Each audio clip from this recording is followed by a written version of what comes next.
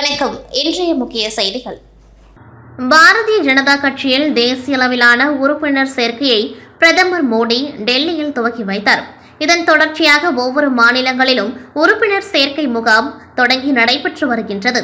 இதன் தொடர்ச்சியாக புதுச்சேரி பாரதிய ஜனதா கட்சியின் புதிய உறுப்பினர் சேர்க்கை துவக்க விழா சுகன்யா கன்வென்ஷன் சென்டரில் நடைபெற்றது. நிகழ்ச்சியில் புதுச்சேரி பாஜக பொறுப்பாளர் நிர்மல் குமார் சுரணா, பாஜக மாநில தலைவர் செல்வகணபதி எம்பி மற்றும் புதுச்சேரி உள்துறை அமைச்சர் நமச்சிவாயம், முதல்வரின் பாராளுமன்ற செயலர் ஜான்குமார், சட்டமன்ற உறுப்பினர்கள் ரிச்சர்ட் ஜான்குமார், ராமலிங்கம், வெங்கடேசன், அசோக் பாபு, பொது செயலாளர்கள் மோகன்குமார், மௌலி தேவன், துணைத் தலைவர் GNS ராஜசேகரன் ஆகியோர் கலந்து கொண்டு நிகழ்ச்சியை குத்துவிளக்கேற்றி துவக்கி வைத்தனர். புதுச்சேரியில் 2 கட்டமாக உறுப்பினர் சேர்க்கை முகாம் நடத்தி அக்டோபர் 15க்குள் 2 லட்சத்திற்கும் அதிகமான உறுப்பினர்களை பாஜகவில் சேர்ப்பது குறித்து அறிவுறுத்தப்பட்டு முடிவெடுக்கப்பட்டது.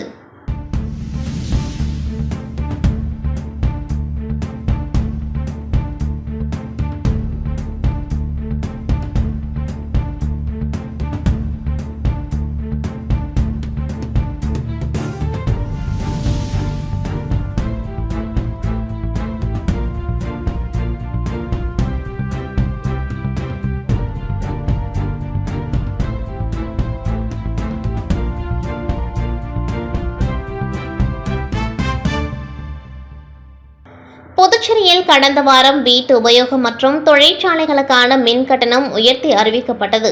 மேலும் மின் கட்டண உயர்வுக்கு எதிர்ப்பு தெரிவித்து பல்வேறு அரசியல் கட்சியினர் மற்றும் சமூக அமைப்பினர் போராட்டங்களிலும் ஈடுபட்டு வந்தனர். இந்நிலையில் மின் கட்டணம் உயர்த்தப்பட்ட நிலையில் அரசு சார்பில் 200 யூனிட் வரை மானியம் வழங்கப்படும் என அறிவித்துள்ளது. மானியம் தொடர்பாக மின்துறை அமைச்சர் நமச்சிவாயம் வெளியிட்டுள்ள செய்திக்குறிப்பில், இணை மின்சார ஒழுங்குமுறை ஆணையம் 2024-2025 ஆண்டுக்கான மின் கட்டண உத்தரவை கடந்த ஜூன் மாதம் 12ஆம் தேதி வெளியிட்டது. இந்த புதிய கட்டண விகிதங்கள் ஜூன் 16ஆம் தேதி முதல் நடைமுறைப்படுத்தப்படுகிறது. இணை மின்சார ஒழுங்குமுறை ஆணையம் புதுச்சேரி மின்துறையின் 2024-25 ஆண்டுக்கு ஒரு யூனிட்டுக்கு கொள்முதல் விலை யூனிட்டுக்கு ரூபாய் 6.39 என நிர்ணயித்துள்ளது. இதுவே 2023-24 ஆண்டில் யூனிட்டுக்கு ரூபாய் 5.92 என இணை மின்சார ஒழுங்குமுறை ஆணையத்தால் நிர்ணயிக்கப்பட்டிருந்தது. இந்த சராசரி விநியோக கட்டணம் உயர காரணம் மத்திய மின் உற்பத்தி நிலையங்களில் இருந்து பெறப்படும் மின்சாரத்தின் கொள்முதல் விலை ஏற்றுமை முக்கியம். இணை மின்சார ஆணையத்தின் புதிய கட்டண விகிதங்கள் வீட்டு உபயோக நுகர்வோருக்கு ஏற்படும் கூடுதல் கட்டண சுமை குறித்து புதுச்சேரி அரசால் ஆலோசிக்கப்பட்டு மின்சாரம் சட்டப்பிரிவு 65 விதிகளின்படி வீடுகளுக்கு பயன்படுத்தப்படும் மின்சாரத்திற்கு அரசு மானியம் வழங்க ஆணை வெளியிட்டுள்ளது. அதன்படி அனைத்து வீட்டு மின் நுகர்வோருக்கும் முதல் 100 யூனிட்டுகளுக்கு புதிய கட்டணமாக யூனிட்டுக்கு ரூபாய் 2.70 என்பதில் ரூபாய் 0.45 மானியம் வழங்கப்படும். இதன் மூலம் பொதுமக்கள் வீடுகளில் பயன்படுத்தும் முதல் 0 முதல் 100 யூனிட் மின்சாரத்திற்கான கட்டணம் கடந்த ஆண்டில் செலுத்திய யூனிட் ஒன்றுக்கு ரூபாய் 2.25 என்ற அதே கட்டணமே செலுத்த வேண்டும். அனைத்து வீட்டு மின் நுகர்வோரும் மாதந்தோறும் 101 யூனிட் முதல் 200 யூனிட் வரை பயன்படுத்தும் மின்சாரத்துக்கு அரசு மானியமாக ஒரு யூனிட்டுக்கு ரூபாய் 0.40 வழங்கப்படும். இதன் மூலம் 101 யூனிட் முதல் 200 யூனிட் வரையிலான வீட்டு மின் நுகர்வோருக்கு JRCயில் விதிக்கப்பட்டுள்ள யூனிட்டுக்கு ரூபாய் 4க்கு பதிலாக யூனிட்டுக்கு ரூபாய் 3.60 மட்டுமே செலுத்த வழிவகை செய்யப்பட்டுள்ளது.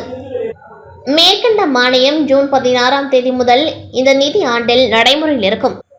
மேலும் தற்பொழுது நடைமுறையில் உள்ள மாதம் 100 யூனிட் மின்சாரம் உபயோகப்படுத்தப்படும் வீட்டு நுகர்வோர்களுக்கு 50% அரசு மானியம் தொடரும். அதேபோல் விவசாயத்திற்கு பயன்படுத்தப்படும் மின்சாரம் முழுவதும் இலவசமாக வழங்கப்படும் என தெரிவிக்கப்பட்டுள்ளது. புதுச்சேரியில் 300 யூனிட்டுக்கு மேல் உபயோகிக்கும் ஒவ்வொரு யூனிட் மின்சாரத்திற்கு ரூபாய் 7.50 மட்டுமே வசூலிக்கப்படுகின்றது.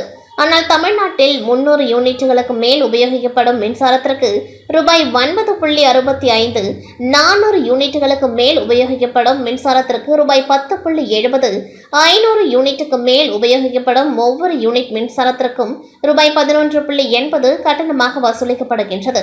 எனவே புதுச்சேரியில் வீடு உபயோகத்திற்கு மின் கட்டணம் அண்டை மாநிலங்களை விட குறைவாகவே உள்ளது எனவும் அமைச்சர் நமச்சிவாயம் விளக்கம் அளித்துள்ளார். இன்றைக்கி நம்முடைய மக்கள் மீது அந்த மின்சுமையை சுமத்தக்கூடாது என்பதற்காக எங்களுடைய அரசாங்கம் அந்த நம்முடைய வீட்டு உபயோகப்படுத்துகிறவங்க ஏழை எளிய மக்களுக்கு அந்த மின்சுமை அந்த மின்கட்டண உயர்வு பாதிக்காத அளவிற்கு அதை நம்முடைய அரசாங்கமே அதை மானியமாக கொடுப்பதற்கு அரசாங்கம் ஒப்புதல் கொடுத்திருக்கின்றது.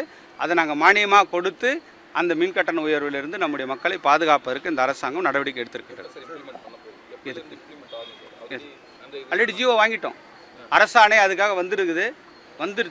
அதனால் கீழ்த்தட்டில் இருக்கிற மக்கள் அதற்கான மின்கட்டண உயர்வு இருக்காது. நான் முழு டீட்டெயிலாக உங்களுக்கு நான் கொடுக்குறேன்.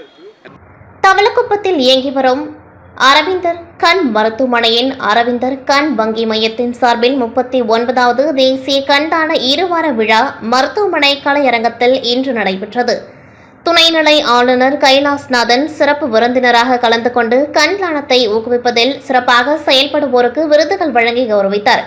நிகழ்ச்சியில் பேசிய துணைநிலை ஆளுநர், பாரத பிரதமரின் ஜன் ஆரோக்கியா திட்டம் ஏழை எளிய மக்களுக்கு சுகாதார உத்தரவாதத்தை அளித்திருக்கிறது.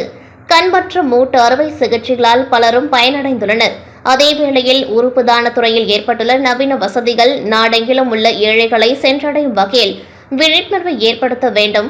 அதிகமான ஏழை எளிய நடுத்தர மக்களுக்கு இரத்த கொதிப்பு, சர்க்கரை நோய் இருப்பது தெரியாமல் உள்ளது. இதுகுறித்து அவர்களுக்கு விழிப்புணர்வை ஏற்படுத்த வேண்டும் என்றும் தெரிவித்தார். நிகழ்ச்சிக்கு பிறகு செய்தியாளர்களை சந்தித்த ஆளுநர், லட்சக்கணக்கான மக்கள் கண் பார்வை இல்லாமல் உள்ளனர். அவர்களுக்கு உதவிடும் வகையில் கண் சிகிச்சை முகாம் அமைய வேண்டும் என்றார்.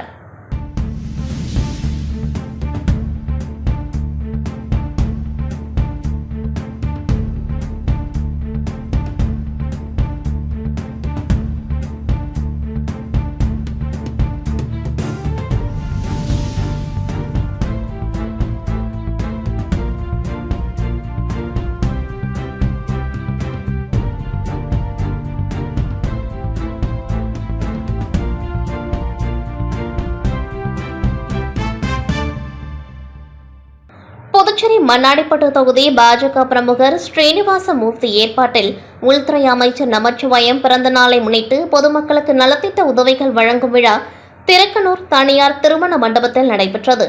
இதில் சிறப்பு அழைப்பாளராக உள்துறை அமைச்சர் நமச்சிவாயம் கலந்து கொண்டார். அவருக்கு 500 கிலோ சாமந்தி பூக்கள் அவர் மீது தூவி பிரம்மாண்ட வரவேற்பு அளிக்கப்பட்டது. தொடர்ந்து திருமண நிலையத்தில் ஏற்பாடு செய்யப்பட்டிருந்த நலத்திட்ட உதவிகள் வழங்கும் விழாவில் 50 கிலோ கேக் வெட்டி பொதுமக்களுக்கு நலத்திட்ட உதவிகளை வழங்கினார். நிகழ்ச்சியில் பாஜக பிரமுகர்கள், பொதுமக்கள் திரளாக கலந்து கொண்டார்கள்.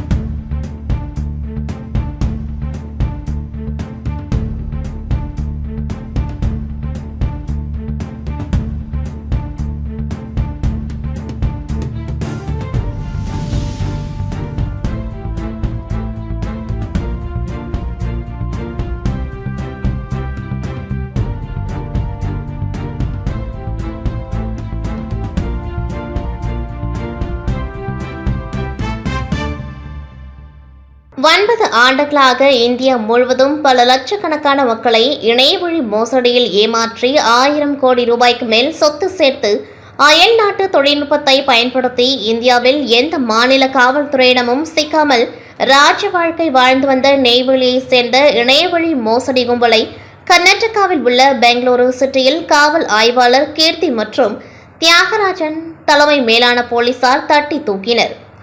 இதனைத் தொடர்ந்து புதுச்சேரி மாநில பாரதிய ஜனதா கட்சியின் மாநில சமூக ஊடக பிரிவு தலைவர் ஸ்ரீ மகேஷ் ரெட்டி தலைமையில் பாரத பிரதமரின் வளர்ச்சியடைந்த பாரதத்தின் புதுச்சேரி பொறுப்பாளர் ரவுத்ரம் சக்திவேல் முன்னிலையில் புதுச்சேரி சைபர் கிரைம் காவல்துறையினர் அனைவரையும் சால்வை அணிவித்து அவருடைய பணியை வெகுவாக பாராட்டினர். மக்களின் பொருளாதார இழப்பை தடுக்கும் பொருட்டு சைபர் கிரைம் காவல்துறை எடுத்து வரும் விழிப்புணர்வு நடவடிக்கை மற்றும் பொருளாதார இழப்பை மீட்டு பயனாளிகளிடம் மீண்டும் ஒப்படைக்கப்படும் பணிகளை அயராது சமூக பாதுகாப்பை உறுதி செய்கின்ற வகையில் பணிகளை மேற்கொள்கின்ற அனைத்து துறை சார்ந்த காவலர்களுக்கு நெஞ்சார்ந்த நன்றிகளை தெரிவித்துக் கொண்டார்கள். இந்நிகழ்வில் பாஜக முக்கிய பிரமுகர் SKR செல்வகுமார், மாநில சமூக ஊடக இணை அமைப்பாளர் தயா, மாநில தொழில்நுட்ப பிரிவு செயற்குழு உறுப்பினர் சார்லஸ், மாநில சமூக ஊடக செயற்குழு உறுப்பினர் செல்வம், கதிர்வேல் ஆகியோர் கலந்து கொண்டார்கள். புதுச்சேரி தட்டாஞ்சாவடி பகுதியில் அருள்மிகு பொற்கொலை பூரணி உடனுரை குண்டு தாங்கிய அய்யனாரப்பன் தேவஸ்தானம் உள்ளது. இத்தேவஸ்தானத்தில் உற்சவ திருவிழா கடந்த மாதம் 23ஆம் தேதி முதல் தொடங்கி நடைபெற்று வரும் நிலையில் இன்று சுவாமி திருக்கல்யாணம் வெகு விமர்சையாக நடைபெற்றது. முன்னதாக கோவில் வளாகத்தில் புதிய பட்டாடைகள் உடுத்தி பல்வேறு ஆபரணங்கள் அணிவிக்கப்பட்டு மாலை மாற்றுதல் உள்ளிட்ட பல்வேறு நிகழ்ச்சிகள் நடத்தப்பட்டு திருக்கல்யாணம் நடைபெற்றது. தொடர்ந்து மகா தீப ஆராதனை காண்பிக்கப்பட்டது.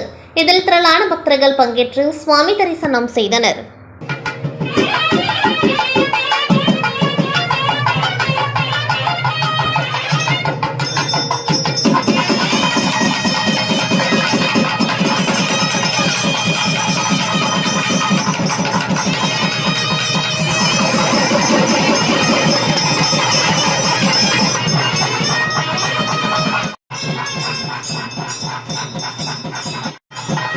ஃபியூச்சர் ஸ்டார் ஸ்போர்ட்ஸ் அகாடமி சார்பில் மாநில அளவிலான பள்ளிகளுக்கிடையான தடகள போட்டி புதுச்சேரி காவலர் பயிற்சி மைதானத்தில் நடைபெற்றது.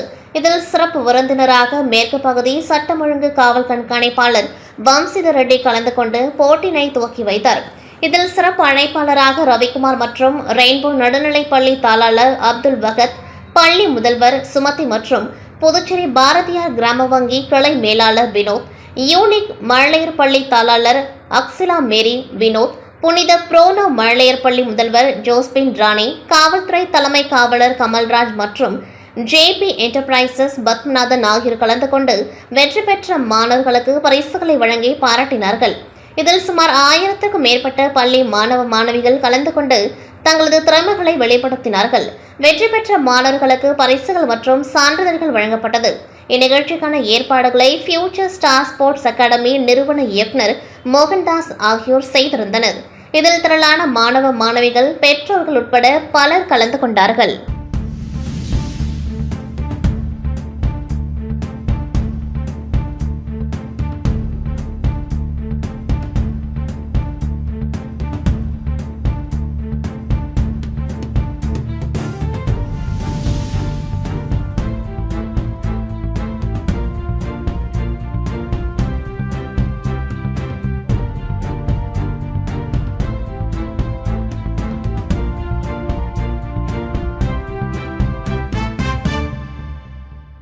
விழுப்புரம் மாவட்டம் ஆனாங்கூர் ஊராட்சி மன்ற தலைவர், துணைத் தலைவர் மீது நடவடிக்கை எடுக்க கோரி மாவட்ட ஆட்சியரை சந்தித்து மனு அளித்தனர்.